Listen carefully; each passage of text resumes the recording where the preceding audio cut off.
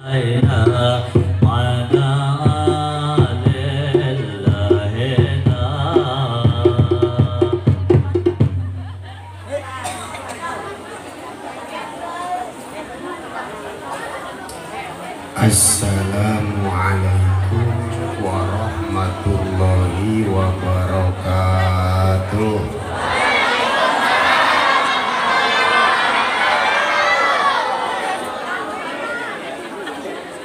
Alhamdulillah, alhamdulillahilladzi an'ama alaina bi irsali khairi khalqi. Ashhadu an la ilaha illallah wahdahu la syarika lah wa ashhadu anna muhammadan abduhu wa rasuluhul mab'uthi lana birrisalah. Allahumma salli wa sallim wa barik ala sayyidina Muhammad sallallahu alaihi wasallam. Al-Fatihi lima ughliqa wal khatimi lima sabaq, nasiril haqqa bil haqqi wal hadi ila siratikal mustaqim, haqqa qadrihi wa miqdarihil azim wa ala alihi ajma'in. Ibu-ibu, Bu, sehat? Udah pada mandi belum? Lah, kipas itu. Pada bawa duit kagak?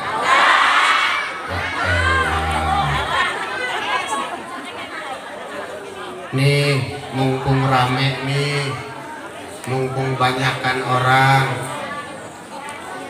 Kalau ada mobil truk muatan penuh mogok di pinggir jalan, didorong sama 2 orang, jalan apa kagak? Tapi kalau sama ramean so RT ikut ngedorong, jalan nggak?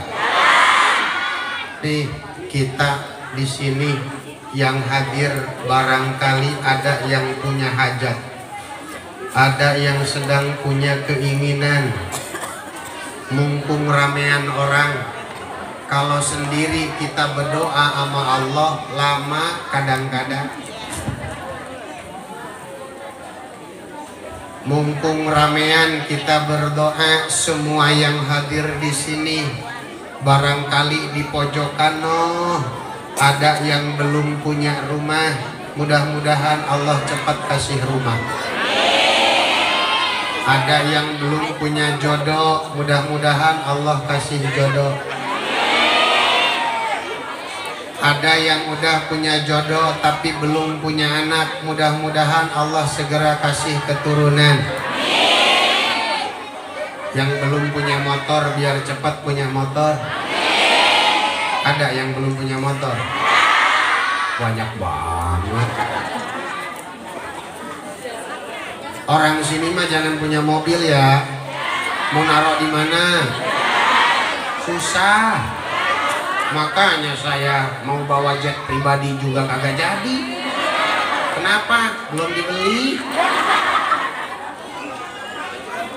Mudah-mudahan semua yang hadir di sini Allah berikan rezeki yang gampang.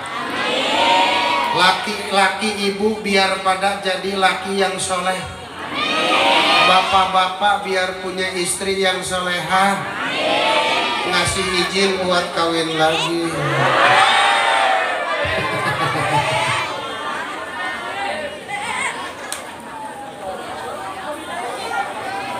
Yang saya hormati dan saya banggakan, Ketua Panitia acara Maulid ini, kebetulan beliau rekan saya juga. Siapa bilang di sini? Pak Haji Daos. Kalau di sono bilangnya Joko Widodo bilang. Iya, ngakunya pengen jadi presiden.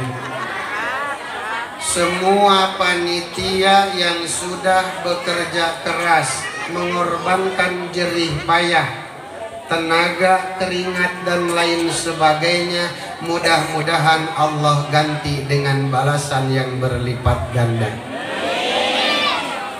Tak lupa guru-guru kita, terutama yang ada di daerah sini, mudah-mudahan kita doakan biar panjang umurnya, sehat badannya, berkah ilmu dan rezekinya. Dan terakhir kita berdoa, mudah-mudahan kita semua di sini diberikan keturunan yang soleh dan soleha. Nanti kita wafat dalam keadaan husnul. Amin ya rabbal. Ibu bapak yang saya hormati,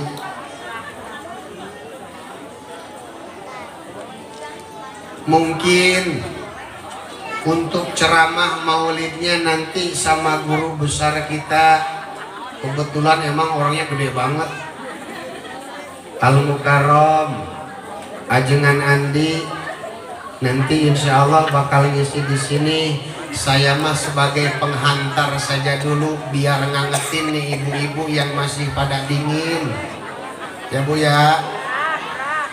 Bu, kebahagiaan orang tua nggak lepas dari 3, terutama ibu-ibu nih.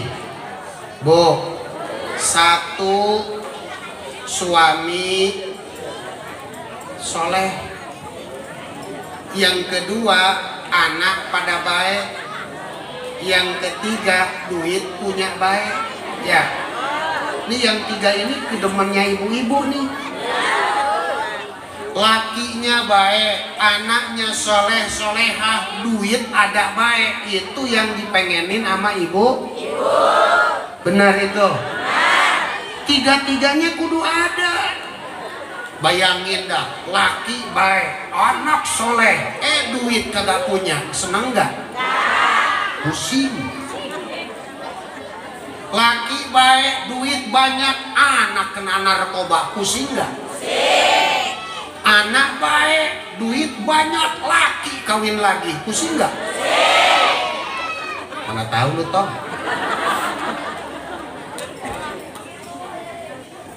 Bagaimana agar kita bisa mendapatkan yang 3 tadi? Maka para hadirin, Rasul Allah utus ke muka bumi. Kata Allah, laqad kana lakum fi rasulillahi uswatun. Rasul itu jadi contoh buat kita. Biar laki ibu baik, arahin. Biar suami akhlaknya meniru akhlak baginda. Nih Bu, yang pertama nih, akhlak Nabi nih. Nabi setiap kali sholat, 1 selalu di masjid, 2 sholatnya berjamaah, 3 di awal waktu. Nah saya tanya, laki ibu udah begitu belum? Bapak lu tuh.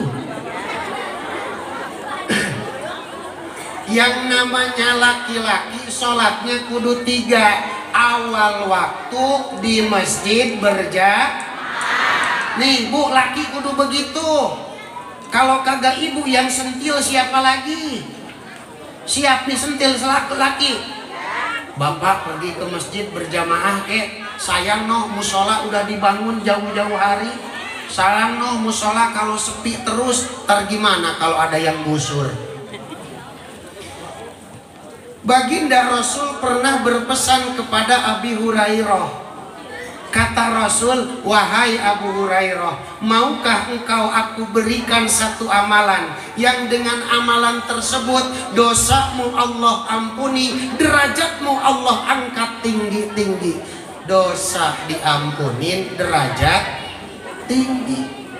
Nih di kita kan nih, di kita maaf ada orang pangkatnya tinggi tapi derajatnya rendah. Pangkatnya tinggi, derajatnya rendah. Mana contohnya? Pangkatnya mah inspektur jenderal, tapi masya Allah anak sendiri, anak buah sendiri didormati sama dia tuh. Satu bangsa Indonesia rame-rame ngomongin dia. Di medsos ngomongin dia, di televisi ngomongin dia, di radio ngomongin dia. Pangkatnya jenderal tapi akhlaknya bejat luar biasa. Ini gambaran orang yang punya pangkat tadi tapi tidak punya derajat. Saya bayangin begini nih, ibu kalau di sini ada orang diomongin mulu sama tetangga, tuh orang memaluin apa enggak? Malu-maluin. Segitu diomonginnya baru sama satu tetangga, apalagi satu RT, apalagi satu RW, apalagi satu kabupaten, semua ngomongin dia. Makanya para hadirin, kalau kita nggak punya pangkat yang tinggi, minimal kita punya derajat yang tinggi. Nih, laki ibu nih, arahin sama ibu biar dia punya derajat yang tinggi. Ada orang pangkat kagak punya, tapi derajatnya tinggi luar biasa. Jangankan jadi jenderal apapun presiden, jadi RT pun kagak kepilih. Tapi di hadapan Allah laki ibu bisa melebihi seorang presiden. Bagaimana caranya? Kata Nabi, wa kasratul khuta ilal masajid, rajin-rajin suami pergi ke masjid. Langkah pertama Allah ampuni dosa suami ibu. Langkah kedua Allah angkat derajat suami ibu. Semakin jauh ke masjid, semakin banyak langkahnya. Semakin banyak langkah, semakin banyak dosa Alhamdulillah. Nih, kalau dosa udah banyak diampunin, enteng tuh badan, enteng tuh rezeki. Kenapa? Begini ibu, kalau orang masih banyak dosa, jangan kaget kalau satu rezeki seret. Ada nggak yang begitu loh? Mana orangnya? Rezekinya seret, kerja udah lama, wawasan luas, relasi banyak, tapi masya Allah utang di sana sini. Itu tandanya bukan orang tidak mau kerja keras, sudah kerja keras tapi rezekinya Allah bikin seret. Kenapa? Tandanya orang tersebut masih banyak dosa. Nah ujung. Yang kedua, dampak bahaya dari dosa apa? Lama banget dikabul doa. Ngedoa mah tiap malam, tiap pagi, habis subuh, habis maghrib ngedoa, tapi dari dulu nih doa kagak Allah kabul. Awas, jangan nyalahin Allah, tapi introspeksi diri sendiri. Mungkin masih banyak dosa di diri kita sehingga kabul dari Allah tidak bisa datang ke tubuh kita. Oleh karena itu ibu, ketika kita memohon kepada Allah, lambat Allah kabul doa kita, maka perbanyak istighfar. Apa istighfar? Istighfar itu mohon ampun kalau kita mohon ampun dosa sama Allah, biar cepet diampunin dosa kita, kata Allah, walillahil asmaul husna fad'uhu. Ketika kita berdoa iringi dengan asmaul husna, maka insya Allah doa tersebut akan Allah kabulkan. Kita mohon ampun sama Allah iringi dengan asmaul. Lah Pak Ustadz, asmaul husna kan 99, gimana nyebutinnya tuh? Gampang ibu, asmaul husna banyak tapi ada 3 rajanya. Kita sebutin aja yang 3 itu, insya Allah yang lain bakal ikut-ikutan. Mana yang 3 tadi? Udah dimuat sama Allah di surat Al-Fatihah ayat pertama, Bismillahirrahmanirrahim. Ya Allah, Ya Rahman. Nah, kalau berdoa sebut asma yang 3 tadi, Ya Allah, Ya Rahman. Nah, Sekarang tinggal istighfar, pasangin ke situ. Siap ini semua, siap? Astaghfirullahalazim ya Allah, astaghfirullahalazim ya Rahman, astaghfirullahalazim ya Rahim, astaghfirullahalazim ya Allah ya Rahman. Siap semuanya, siap? Astaghfirullah ya Allah, astaghfirullahalazim ya Rahman, astaghfirullahalazim ya Rahim, astaghfirullahalazim, ya Allah, astaghfirullahalazim ya Rahman, astaghfirullahalazim ya Rahim, astaghfirullahalazim. Hafal semuanya, hafal. Insya Allah siap amal. Nih Bu, kata Nabi begini nih, man nama ala wuduin, kalau ibu sebelum tidur wudu dulu, habis wudu baru datangin no tempat tidur, celentang di sono, hantarkan mata terpejam dengan perbanyak baca istighfar, terus baca istighfar yang banyak sampai ibu tertidur. Maka kata Nabi, asbaha magfuronlah, pagi-pagi ketika ibu bangun dosa sudah Allah ampuni. Bukan amin, siap. Amin siap kagak. Ya.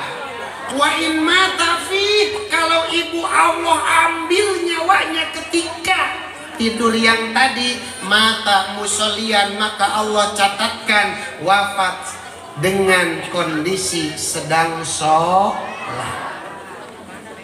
Baca istighfar sambil tiduran di tempat tidur. Astaghfirullahalazim ya Allah, astaghfirullahalazim ya Rahman, astaghfirullahalazim ya Rahim, astaghfirullahalazim, astaghfirullah ya Allah, astaghfirullahaladzim. Laki datang, astaghfirullahaladzim ya Allah. Tidur no laki di belakang punggung, astaghfirullahaladzim. Tangannya mulai nempel di pinggang, astaghfirullahaladzim. Tuh tangan naik dari pinggang ke atas, astagfirullahaladzim. Itu tangan gak ada mata kok tahu banget ya arahnya, naik ke atas. Alhamdulillah.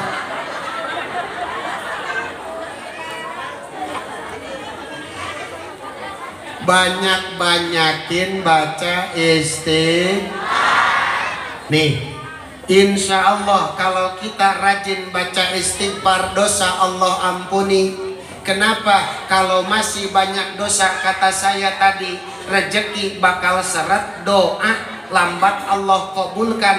Dan yang ketiga, mohon maaf ibu, orang terlalu banyak dosa bakal berat ketika dia ingin beribadah. Lihat orang tiap hari ke masjid cuma pengen dan pengen doang, giliran kakinya berat banget buat ngelangkah. Itu tandanya orang masih banyak dosa. Nih kalau ajan maghrib, laki nongkrong depan rumah pegang rokok, sentil kupingnya. Masjid lu, berani kagak sama laki itu? Masya Allah. Laki kita biar soleh. Nih mohon maaf bapak-bapak yang di belakang nih, banyak banget keuntungan kita kalau sholat di masjid. Nih satu saya kasih contoh. Kalau bapak sholat di rumah sendiri, maka pahalanya 1 kali sholat hanya 1. Tapi ketika Bapak sholat berjamaah, maka 1 sholat bandingannya 27. Bayangin Bapak, kalau sebulan aja Bapak sholat berjamaah terus, maka hitungannya lebih baik daripada 27 bulan sholat tanpa jamaah. Setahun Bapak sholat jamaah terus, maka lebih baik daripada 27 tahun tanpa jamaah. Nih laki ibu yang sekarang udah umur 50 tahun, cepet kelitikin tuh perutnya. Pak, masjid no, jamaah no. 10 tahun lagi umur kita. Kalau 10 tahun suami ibu sholat berjamaah terus, maka nilai di hadapan Allah lebih baik daripada sholat 270 tahun tanpa jamaah. Alhamdulillah. Nih laki ibu tahu. Itu kalau baru dari sholat berjamaah. Sayang nih musola kalau nggak ada yang ngisi. Apalagi nih kalau subuh, Masya Allah, yang sholat cuma 2 orang, atu yang ajan, 2 tiang speaker. Iya, oh di sono, no sono. Yang kedua, Bapak mohon maaf, saya mau tanya nih sama bapak-bapak, kalau sholat di rumah suka qobliyah dulu apa kagak? Nih bapak-bapak yang jawab nih. Kalau sholat di rumah suka ba'diyah apa enggak? Boro-boro. Abis assalamualaikum, assalamualaikum langsung lempar peci, lu ambil HP, kirain ada WA, taunya cuma liatin story punya orang doang. Lah kirain mau ada yang masih duit. Kenapa bisa seperti itu? Bandingin Bapak ketika Bapak sholat di masjid. Kalau kita sholat di masjid, minimal habis sholat nggak langsung diri, baca istighfar dulu, ikut wiridan sama orang lain. Itu ketika di masjid. Kenapa bisa seperti ini? Orang yang di rumah kalau sholat nggak ba'diyah, kalau ke masjid kenapa suka jadi ba'diyah? Nih bapak-bapak saya tanya, kalau ke masjid sholat Jumat, begitu masuk ke masjid sholat apa enggak? Nih bapak-bapak sholat dulu. Kalau ditanya, lu sholat apaan? Tahu. Nah, ngapain lu sholat? Ya orang-orang sholat. Kenapa bisa seperti ini? Jawabannya satu ibu, ketika orang masuk masjid dosanya kagak ada, sehingga akan ringan dirinya untuk berbuat ketaatan. Kok bisa seperti itu? Maaf, ayu mamriin yataqarrabu ila rabbihi bi baitihi. Jika ada seorang hamba masuk ke masjid tujuannya ingin beribadah kepada Allah, maka kuffat dunubuhu bina'laihi. Masuk dia ke masjid, sendal ditaruh di depan, maka dosa-dosanya Allah simpan di bawah sendalnya. Oh, Bapak, kalau Bapak masuk masjid, itu dosa Bapak ditaruh di bawah sendal. Makanya nih kalau udah tahu begini Bapak, mohon maaf, entar pulang dari masjid sendal hilang, jangan sedih, tapi kudu seneng. Alhamdulillah dosa gua ada yang mungut. Iya. Yang kedua nih, ngasih tahu aja deh sekarang mah, kalau mau nyetak sendal orang, kalau mau nyikat sendal orang, mikir lagi sekarang mah. Kenapa? Bukan sendal doang yang kita ambil, ternyata ada Makanya para hadirin, orang waktu ke masjid suka betah di masjid, jarang sebentar amat, minimal sampai baca istighfar. Nih kasih tahu nih laki. Itu yang kedua. Saya kasih lagi yang ketiga. Nih ibu-ibu juga bisa nih. Bu, kalau sebelum sholat suka siwak dulu apa enggak? Suka siwak dulu apa enggak? Apa nyiwak? Nyiwak tuh kalau orang sono bilang nyusur. Ya, tapi jangan ada kakek-kakek di sini. Takut dia salah dengar. Nyusur. R-nya jangan hilang ya, R-nya jangan lah kakek-kakek kupingnya. Bah kemana? Alhamdulillah sehat. Bersiwak ibu, kata Nabi, rokatani bisiwakin. Sekali kita sholat, sebelum sholat kita siwak dulu. Abdolu min sab'ina rokatan bila siwakin, lebih baik daripada 70 sholat tanpa siwak. Tinggal hitung dah tuh, 1 berbanding 70 hanya dengan siwak. Enteng ibu. Nah saya tanya, bagaimana cara kita bersiwak? 1, pakai kayu yang dari Mekah. Lah kagak punya, nyari tetangga yang pulang umroh minta siwaknya no. Siwak pakai kayu sebelum kagak punya siwaknya juga, gampang ibu. Wayah sulu aslu sunnati, kalau kita tidak bawa kayu siwak kita, maka bikulli khosanin, setiap kali yang kasar itu bisa dipakai nyiwak. Nih sorban kasar bisa dipakai nyiwak. Kagak pakai sorban sholatnya bisa ibu. Ujung sarung itu kasar bisa dipakai. Nggak ada ujung sarung, ibu sholat mohon maaf pakai mukena pun bisa dipakai nyiwak, sah-sah aja. Makanya orang tua dulu kalau pergi ke masjid suka pakai sorban. Kenapa? Jaga-jaga takut siwak lupa, kagak dibawa. Buat nyiwak ada sah aja ibu, asal satu syaratnya, sorbannya punya kita. Ya, syaratnya atuh mukenanya punya ibu, ya. Mau emang mukena kita pakai ngelap jigong orang? Bayangin aja tuh, sholatnya berjamaah sudah dapat 27. Ya, sebelum sholat siwak dulu dikali 70, 27 dikali 70, masya Allah. Luar biasa para hadirin. Yang keempat nih, mohon maaf buat bapak-bapak nih yang di masjid, yang di musola, mohon maaf. Kalau pingin besar lagi pahalanya, bapak jangan susah kalau disuruh jadi imam. Jangan susah kalau ditugasin jadi imam. Kenapa? Man amal kauma wa huwa muttaqin billah. Kalau di masjid ada orang yang sholat berjamaah 10 orang, 1 orang jadi imam, maka falahu ajruha, si imam bakal dapat pahala dari sholatnya, wa ajru man sholla khalfahu, dan pahala sebanyak orang yang bermakmum kepadanya. Kalau dia sholat sendiri, di belakang ada makmum 10 orang, maka Allah berikan pahala 1 dikali 10. Semakin banyak makmum, semakin besar pahala imam. Makmumnya ada 20, berarti 1 dikali 2. Makmumnya 100, berarti 1 dikali 100. Subhanallah.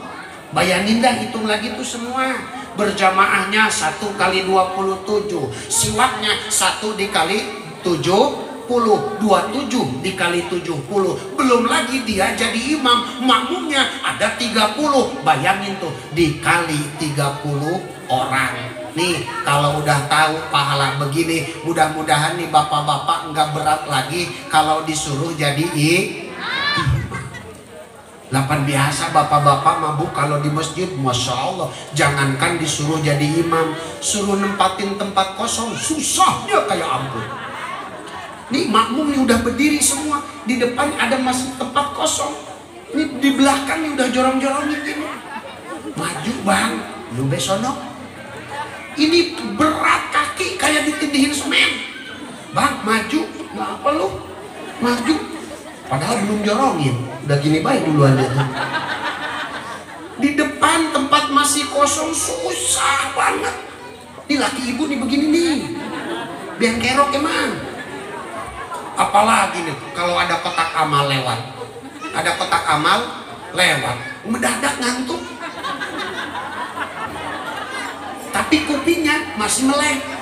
Dengerin tuh, rodanya udah kedengeran lewat apa belum? Udah lewat, bangun lagi. Ketok amalnya mundur lagi. Makan tuh. Sholat jadi imam. Bismillahirrahmanirrahim. Alhamdulillahi rabbil alamin. Makmum nambahin, asalnya 10 jadi 15. Maliki yaumiddin. Nambahin lagi. Semakin banyak makmum, semakin besar pahala imam. Makanya Bapak kalau pingin cepat sholatnya berkualitas, kalau pingin sholatnya pahalanya banyak, kudu mau jadi. Masya Allah. Ini di kita nih, Masya Allah nih, fenomena dari dulu sampai sekarang imam tuh yang entu be. Pak Haji Rosid ada apa enggak? Kenapa emang aman dia yang jadi imam? Udah 10 tahun imam itu lagi itu, sampai orang kagak berani qomat kalau dia belum datang. Kenapa? Generasi berikutnya tidak mau menggantikannya. Kenapa? Mungkin mereka tidak tahu. Yang mereka tahu ketika jadi imam, satu, nggak boleh gua salah. Sekalinya salah 10 tahun diomongin. Sekalinya salah habis diomongin sama warga. Takut duluan padahal belum coba. Mau lu dijadiin imam biar pahalanya gede. Enak tuh sholatnya berjamaah, sebelum jamaah siwak dulu, sholatnya jadi imam, pahalanya pasti besar. Namun mohon maaf para bapak, ada lagi orang yang pahalanya lebih banyak daripada si imam tadi. Siapa? Wa man da'a ila wa man ahsanu qawlan mimman da'a ila Allah. Ada orang yang pahalanya lebih besar daripada imam. Siapa? Siti Aisyah ditanya, siapakah mereka? Maka Aisyah menjawab, wahumul muadzzinun, mereka orang-orang yang adzan dan yang qomat. Yang adzan dan yang. Kalau orang berjamaah pahalanya gede, maka imam lebih besar. Kalau imam lebih besar, orang yang adzan dan yang qomat, dialah orang yang lebih besar daripada imam pahalanya. Kenapa para hadirin? Litasabbu bihi fi wujudiha, karena berkat orang yang adzan dan yang qomat didirikan sholat jamaah. Nih, makanya di musola, nih musola gede banget. Ntar kalau subuh gede banget musola. Ya Pak ya? Gede kagak musola kalau subuh? Sekarang kecil. Kenapa? Penuh. Karni. Masya Allah. Makanya kalau ada yang ajan, biarkan dia qomat. Jangan main serobot baik. Kenapa para hadirin? Orang yang ajan kemudian dia qomat, maka pahalanya bisa melebihi pahala seorang imam. Orang yang ajan tungguin biar dia yang qomat, jangan kita serobot. Kasihan, mau dapat job gede kagak jadi, mau dapat untung gede kagak jadi, gara-gara laki ibu nyerobot ajan orang lo. Itu ya, gede juga pahalanya. Maka Masya Allah nih bapak-bapak yang rajin, yang belum rajin ke masjid, ayo kita rajin ke masjid. Yang udah rajin ke masjid, mulai sekarang beraniin ajan. Jangan bocah mulu disuruh ajan. Yang udah berani ajan, mulai belajar berani jadi imam. Enak kalau di satu musola, di satu masjid imamnya banyak. Yang ini bacaannya begini, yang ini bacaannya begini, yang ini bacaannya begini. Enak tuh. Kadang-kadang kita juga alhamdulillah diimamin sama bapak ini. Kenapa? Suaranya enak. Begitu isya, alhamdulillah imamnya yang ini. Kenapa? Dia membacaannya surat yang pendek-pendek. Alhamdulillah. Seneng tuh kalau sholat bacaan pendek. Begitu subuh, alhamdulillah Bah Haji Anu yang imamin. Kenapa? Dia membacaannya nggak suka lama. Udah mas sholat belakangan, datang ke masjid, orang-orang udah ngumpul, dia baru datang. Begitu sholat milih-milih imam, pingin yang cepat. Habis imam salam, dia buru-buru balik. Kata bininya, abang sholat di mana? Di masjid. Kok cepet amat? Iya, kan kalau orang cepat sholatnya maka surganya juga cepat. Bisa baik tuh laki jawab. Nah, makanya para bapak nih, nanti ibu-ibu kalau bisa mencetak suami rajin ke masjid, sholat berjamaah, apalagi mau jadi imam, maka poin pertama, insya Allah ibu akan dapatkan punya suami yang baik. Insya. Yang kedua, nih ibu-ibu di sini ada yang punya anak banyak apa kagak? Ada berapa? Nih saya nih di Sadeng, saya nih dulu Haji Dawas mondok di sono. Saya ibu saya alhamdulillah hamilnya sampai 16 kali.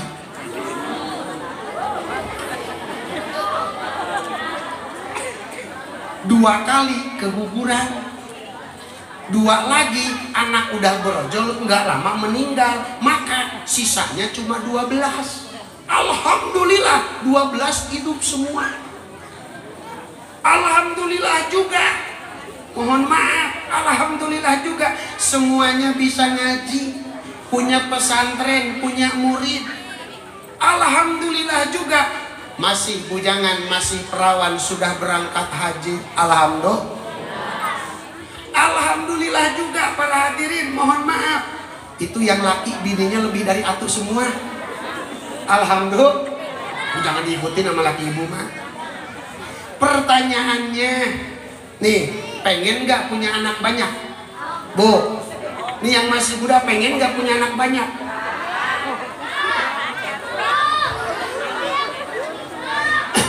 Nih, saya tanya nih, kalau anak ibu tampil di depan, ceramah di depan, seneng apa kagak? Anak satu lagi ibu yang onono di depan anaknya kori kayak yang tadi, senang apa kagak? Ingat gak sama hamilnya dulu? Ingat gak sama ngelahirinnya dulu? Kagak. Jangankan anak sudah bisa ceramah di depan, waktu usia 4 bulan udah bisa senyum. Emaknya datang tuh bayi senyum, seneng gak? Ingat gak waktu ngandungnya? Kagak. Makanya ibu, kata Allah dalam Al-Quran, inna ma'al usri yusron. Setiap dari kesulitan pasti ada kemudahan. Allah paham dan Allah mengerti bagaimana perjuangan seorang ibu. Ketika 9 bulan dia mengandung, ketika dia melahirkan, perjuangan akan hidup dan mati, maka segera Allah berikan hiburan untuk dia. Anak lahir, tadinya celentang, sekarang udah bisa mulai tengkurap, seneng apa kagak? Lupa sama waktu ngandungnya. Persis seperti bapak-bapak yang pergi umroh, begitu dapat pengumuman keberangkatan, hari anu berangkat, diiring dari rumah 4 mobil ikut ke bandara. Mau pada ngapain kali itu orang? Iya, numpang norak doang sono. Datang bandara, bawa duit kagak, tahu di sana mahal-mahal. Es krim 70.000, pusing. Bawa kantong, waktu umroh anak 4 ikut semua, bawa duit 1 juta habis. Dipakai apa? Es krim doang. La ilaha illallah, ngapok aing mawa anak ke bandara. Nih, begitu naik pesawat, ibu lupa perjuangan ingin berangkat umroh. Masya Allah, kemarin pengen umroh sempat jual motor, kemarin pengen umroh sempat jual emas, kemarin pengen umroh sempat pinjem duit mertua. Lupa semuanya ketika kita sudah mulai naik pesawat. Ini tandanya para ibu, ketika ibu punya anak, memang berat ketika mengandung, berat ketika melahirkan. Namun ketika anak-anak ibu punya prestasi, semuanya akan hilang. Allah tutup dengan kebahagiaan. Kalau udah tahu begini siap, udah pulang dari sini colek tuh suami. Ayo pak, ntar juga lupa. Bagaimana agar anak-anak kita jadi anak yang soleh solehah? Nih kuncinya di ibu-ibu nih, kuncinya di emaknya nih. Yang pertama, ibu kalau sama anak kudu rajin doain. Apa? Rajin. Satu anak satu doa, dua anak dua, 7 anak 7 doain. Apalagi kalau anak masih tidur, ibu bangun sebelum subuh, sholat tahajud di pinggir anak. Usolli rakaataini sunnatan tahajjudi lillahi ta'ala, Allahu akbar. Beres sholat, liatin tuh muka anak, pegang jidatnya, ya Allah ya Rahman ya Rahim, jadiin nih anak biar jadi anak yang soleh. Udah satu anak didoain, pindah lagi sama anak atu lagi, gelar lagi sajadah, sholat 2 rakaat lagi. Abis sholat liatin lagi tuh muka anak, pegang jidatnya, ya Allah ya Rahman ya Rahim, jadiin ini anak bisa ngebanggain buat orang tuanya. Ada lagi anak yang atu lagi misah kamar, bawa sajadah ibu, pindah kamar, sholat di pinggir anak yang tadi. Abis sholat pegang jidat, doain tiap malam. Siap apa kagak? Bikin anak aja pada doyan, doain kagak mau. Pegangin anak jidatnya, ntar juga ibu kerasa nih jidat anak kasar apa kagak. Kalau jidat anak lembut kudu tegang, kenapa? Tandanya jarang sujud. Tapi kalau jidat rada kasar kudu bilang alhamdulillah, berarti ini anak rajin sujud. Kenapa? Jidatnya rada beda, kasar dikit. Akurin sama sikut ibu lah kasar. Akurin sama kulit sikut nih. Pegang jidat anak, akurin sama sikut. Ntar pegang punya bapaknya, sama juga tuh. Ngeres-ngeres nih. Satu anak satu do, insya. Yang kedua, para ibu kudu rajin-rajin nyedekahin anak. Bapak kalau punya anak, ketika ke masjid ada taklim di sana, bawa duit pak. Kagak usah gede-gede, 20.000 dah. Mampir di warung, beli aqua 1 dos, taruh di masjid, taruh di majelis taklim, biar orang-orang yang ngaji minum dari aqua bapak. Bilang sama Allah, ya Rob, dengan sedekah air minum ini, aku mohon kepadamu, jadikan anakku anak-anak yang soleh. Nah, kudunya begitu. Ke masjid bawa aqua, ke masjid bawa makanan. Jangan sebaliknya, pulang dari masjid baru bawa. Berangkat ke masjid kagak bawa apa-apa, pakai jas biar banyak kantongnya. Di sini cucur, sini lagi beda lagi, molen segala, masya Allah. Banyak-banyakin sedekah. Apalagi ibu-ibu nih, kalau di majelis taklim, kalau habis ngaji kan suka ada dus keliling tuh ya. Kalau ada, suka ada dus keliling, kodok kantong, masukin uang, niatin dalam hati, ya Allah saya sedekah untuk anak saya. Ya Allah saya sedekah untuk si Anu. Ya Allah saya sedekah untuk si ini. Itu bu, usahain buat anak sedekah tiap hari. Biarin gede juga nggak apa-apa.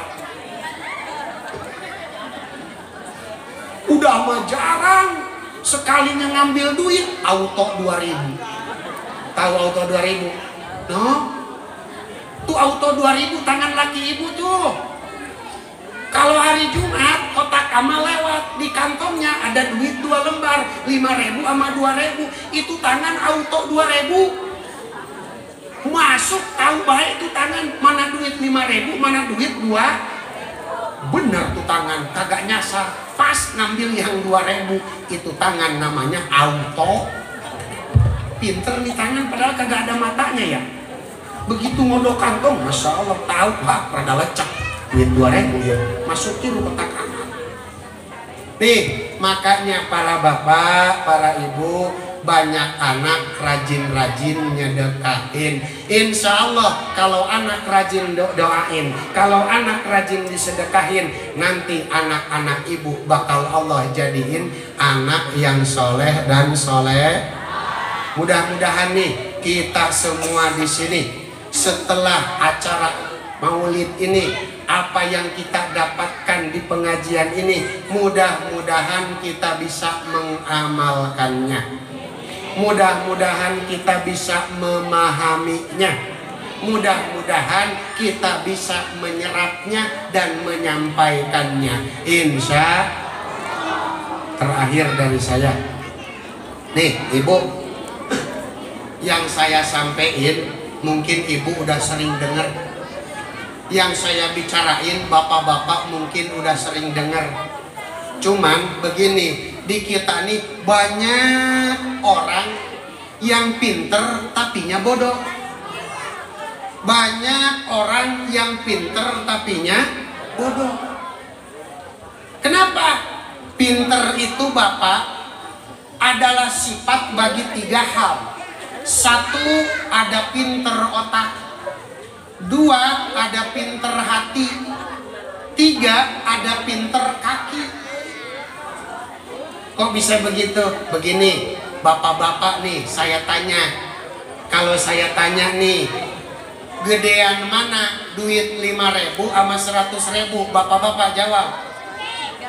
Gedean 5.000 apa 100.000? 100. Itu tandanya otak kita cerdas.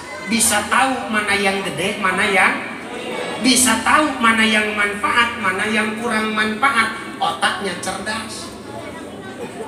Saya tanya lagi yang kedua, kalau misalkan ada yang nawarin, Bapak mau dikasih duit goceng apa dikasih duit 100.000, Bapak pengen yang mana? Yang 100. Itu tandanya hati Bapak cerdas. Bisa memilih mana yang baik, mana yang buruk. Bisa cerdas, bisa memilih mana yang manfaat, mana yang kurang manfaat. Kalau ditawarin, Bapak pengen 1 juta apa 20.000? Ada Bapak mah 20.000 wae. Aki-aki bego lu. Kan gitu tuh. Ya. Kalau ditawarin 100.000 sama 5.000, kita milih yang 100.000. Tandanya hati kita cerdas. Saya tanya yang ketiga nih, Bapak, kalau di dalam kantong Bapak ada duit 100.000 sama 5.000, kemudian kotak amal liwat, yang Bapak pilih yang mana? Hah? Nih, di kantong kita, di dompet kita ada duit 100.000 sama 5.000, kotak amal liwat. Yang kita pilih yang cepet apa yang goceng? Goceng juga milih-milih, kali aja di lepetannya ada yang 2.000. Ketika otak ditanya gedean mana cepet sama goceng, maka otak pilih gedean cepet. Ketika hati ditanya lu mau milih yang mana, yang cepet apa yang goceng, hati pilih yang goceng. Namun ketika diminta sebuah keputusan manfaat untuk diri sendiri, kenapa kita masih milih yang kecil? Ini tandanya para hadirin, otak kita cerdas, hati kita cerdas, tapi keputusan kita masih bodoh. Nih, semua kita tahu nih, Bu. Bagusan mana sholat di masjid sama di rumah? Kalau saya tanya, pengen punya laki rajin ke masjid apa pengen yang rajin di rumah? Begitu azan subuh, itu laki dibiarin tidur apa ibu tendang biar ke masjid? Dah. Nih ibu-ibu nih begini nih, bapak-bapaknya pun sama. Udah tahu yang baik mah ke masjid. Pulang ngaji, ketika ngaji hati berontak, gua abis ini mau sholat gua di masjid terus.